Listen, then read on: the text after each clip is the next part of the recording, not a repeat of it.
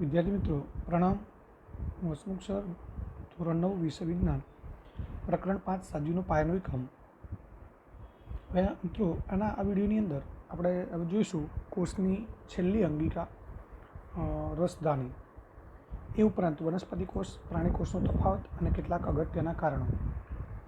તો રસધાનીની વાત કરીએ તો નામ છે રસધાની. રસ એટલે કે જે પ્રવાહીથી ભરેલી હોય, અને ધાની એટલે કે જે ગોળાકાર કોથળી જેવી રચના હોય. તે એટલે રસધાનીનો અર્થ એ થાય કે જે પ્રવાહી દ્રવ્યો છે એનો સંગ્રહ કરતી કોથળી જેવી રચના છે. એટલે એવું કહી શકીએ આપણે કે ઘન અને પ્રવાહી દ્રવ્યો, મોટાભાગે પ્રવાહી દ્રવ્યનું પ્રમાણ વધારે હોય, એની અંદર ઘન દ્રવ્યો થોડા ઘણા અંશે દ્રાવ્ય થયેલા હોય, એનો સંગ્રહ કરતી કોથળી જેવી રચના અને રસધાની કહેવાય. મિત્રો, રસધાની મોટાભાગે વનસ્પતિ કોષમાં હોય છે, અને વનસ્પતિ કોષમાં ખૂબ મોટી હોય કે જે કોષનો 50%થી 90% જેટલો ભાગ રોકી લે.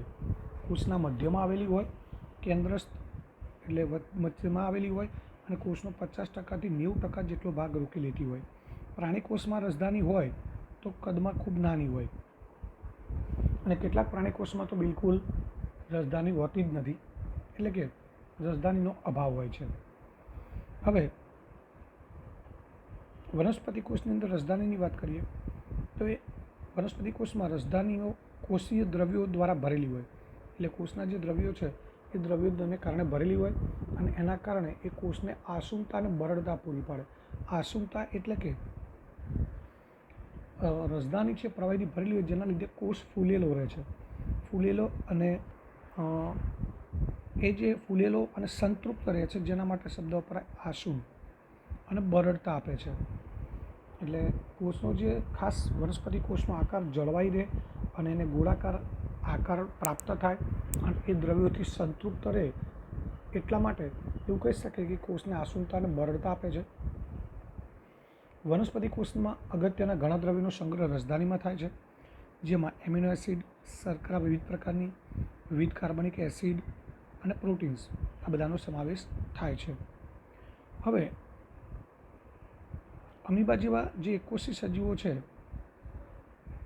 એની વાત કરીએ તો અમીબા એ પ્રજીવ છે અને એકોષી સજીવ છે. એની અંદર બે પ્રકારની ધાની હોય છે. એક અન્નધાની જે ખોરાકનો સંગ્રહ કરે છે, જે આપણે 10મા ધોરણમાં ભણવાનું આવશે, અમીબામાં ખોરાકનું પાચન કેવી રીતે થાય છે, તો એ અન્નધાની નામની એ રસધાની ધરાવે છે, જેમાં ખોરાકના દ્રવ્યો ધરાવે, અને અમીબા એ ખોરાકનો ઉપયોગ કરે છે. એ ઉપરાંત અમીબાના કોષમાં ઉત્પન્ન થયેલા નકામા દ્રવ્યો છે એનો સંગ્રહ કરતી એક બીજી રસધાની હોય છે, જેને આકુંચક રસધાની કહેવાય છે, પરંતુ અહીંયા એનો ઉલ્લેખ કરેલો નથી. તો કેટલાક એકોષી સજીવો વિશિષ્ટ પ્રકારની રસધાનીઓ ધરાવે છે, જેમાં વધારાના પાણીનો અને નકામા પદાર્થોનો કોષમાંથી ત્યાગ કરે. મેં વાત કરી એમ કે અમીબાની અંદર જે આકુંચક રસધાની નામની રસધાની છે એ કોષની અંદર રહેલું વધારાનું પાણી અને નકામા દ્રવ્યોનો સંગ્રહ કરે છે. ત્યારબાદ એ જ્યારે આકુંચક રસધાની સંપૂર્ણપણે ભરાઈ જાય એટલે એ આકુંચક રસધાની છે એ ફાટે છે, અને એ દ્રવ્યોનો કોષની બહાર નિકાલ કરે છે. તો આ રીતે અમીબા જેવા એકોષી સજીવો છે એની અંદર અન્નધાની છે એ ખોરાકનો સંગ્રહ અને ખોરાકનું પાચન કરતી રચના છે, જ્યારે બીજા કેટલાક સજીવોમાં આકુંચક રસધાની જે છે એ વધારાનું પાણી અને નકામા દ્રવ્યો, જેને ઉત્સર્ગ દ્રવ્યો કહેવાય, એનો નિકાલ કરતી અંગિકા છે, એટલે જેને ઉત્સર્ગ એકમ પણ કહી શકાય. તો હવે આપણે એનો મુદ્દાસર જવાબ જોઈએ.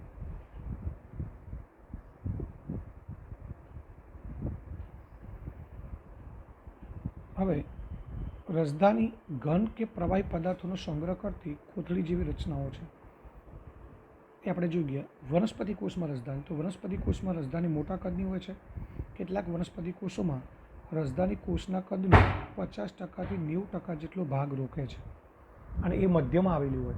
અને મધ્યમાં આવેલી હોય જેના કારણે એ વનસ્પતિ કોષનું કોષ કેન્દ્ર છે, અંતઃકોષ જાળ છે, પછી કણાભસૂત્ર છે, ગોલ્ગિકા છે, વગેરે જેવી અંગિકાઓ છે એ આ જે રસધાની છે એની ફરતે, એટલે કોષરસ પટલની નજીકમાં ગોઠવાય છે.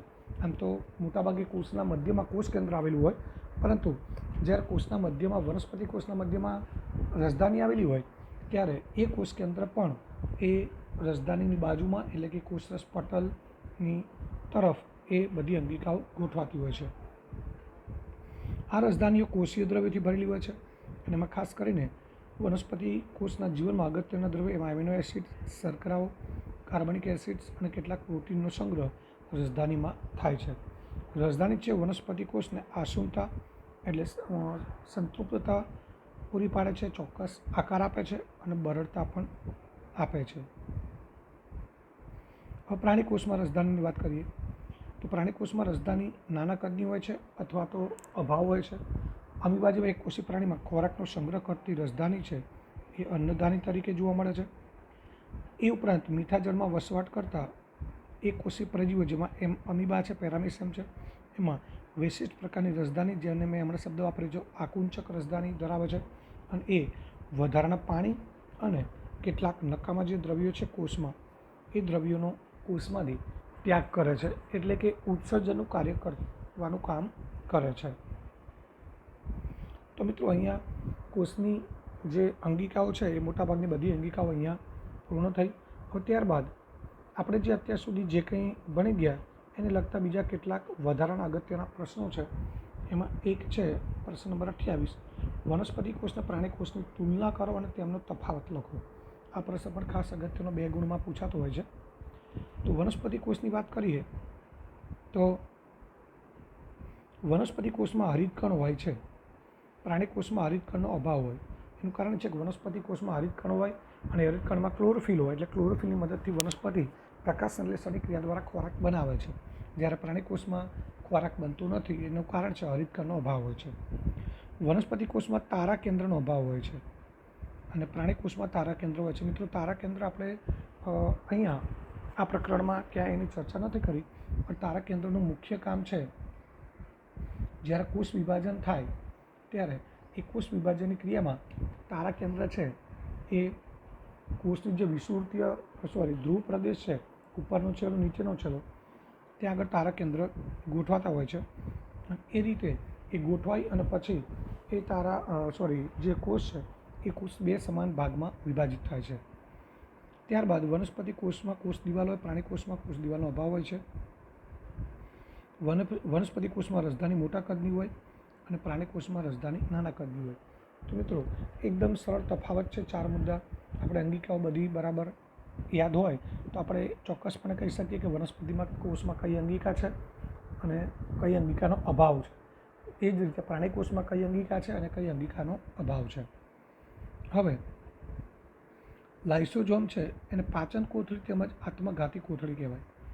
પાચન કોથળી એટલા માટે કહેવાય કે લાઇસોઝોમમાં ખોરાકના ઘટકોના પાચન માટે જવાબદાર હાઇડ્રોલેજ પ્રકારના પાચક ઉત્સેચકો આવેલા છે અને એ ઉત્સેચકો કોષાંતરીય પાચન, કોષાંતર એટલે કોષની અંદર કોષાંતરીય પાચનનું કાર્ય કરે છે, એટલા માટે એને પાચન કોથળી કહેવાય છે. બીજો શબ્દ છે આત્મઘાતી કોથળી. એ પણ આપણે જોઈએ કે કોષની જીર્ણતાની સ્થિતિમાં એટલે કોષ જીર્ણ બને, નકામો બને, તૂટવાના આરે હોય એ વખતે કોષની સંરચનાના પતન દરમિયાન એટલે કોષની જે રચના છે એનું પતન થાય, તૂટે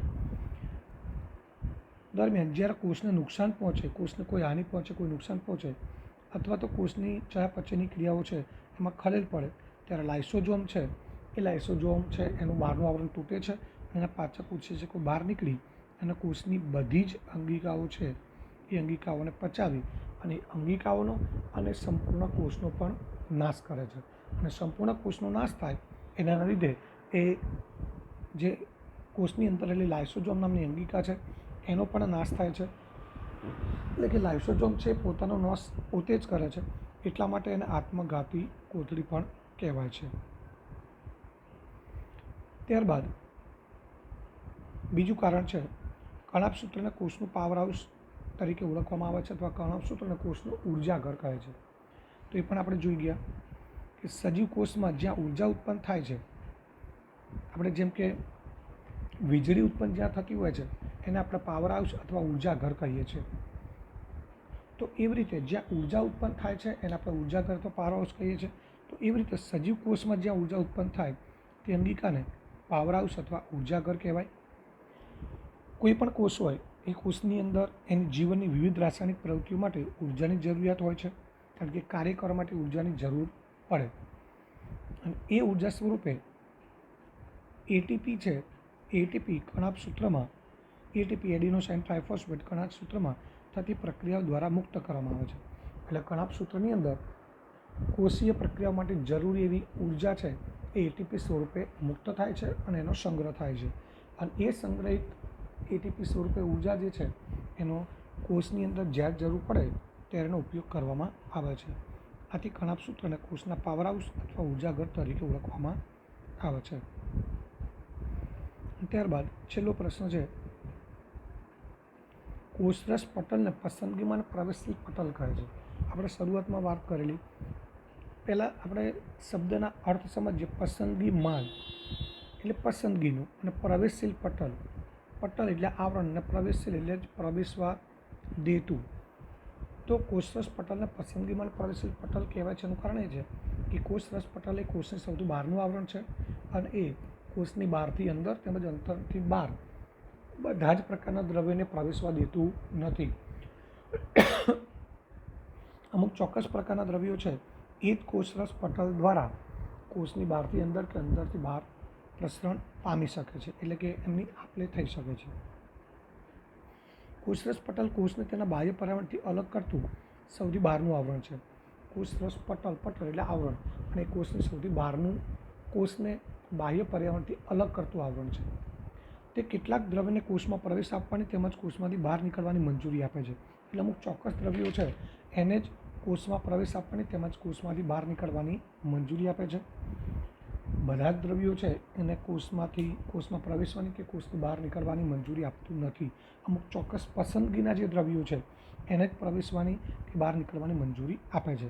તે કેટલાક દ્રવ્યની ગતિશીલતાને અવરોધે છે, એટલે કે જે કોષ માટે નકામા છે, હાનિકારક છે એવા દ્રવ્યો છે, તો એવા દ્રવ્યોની ગતિશીલતા એટલે કે એની જે આપ-લે છે, વિનિમય, એને અવરોધે છે. એટલા માટે કહી શકાય કે કોષરસ પટલ અમુક પસંદગીના ચોક્કસ દ્રવ્યોને જ કોષમાં પ્રવેશવાની કે બહાર નીકળવાની મંજૂરી આપે છે. એટલા માટે એને પસંદગીમાન પ્રવેશશીલ પટલ તરીકે ઓળખવામાં આવે છે. તો મિત્રો અહીંયા ચેપ્ટર 5 અહીંયા પૂરું થાય છે અને બધા સવાલના જવાબ લખી અને તૈયાર કરવાના છે.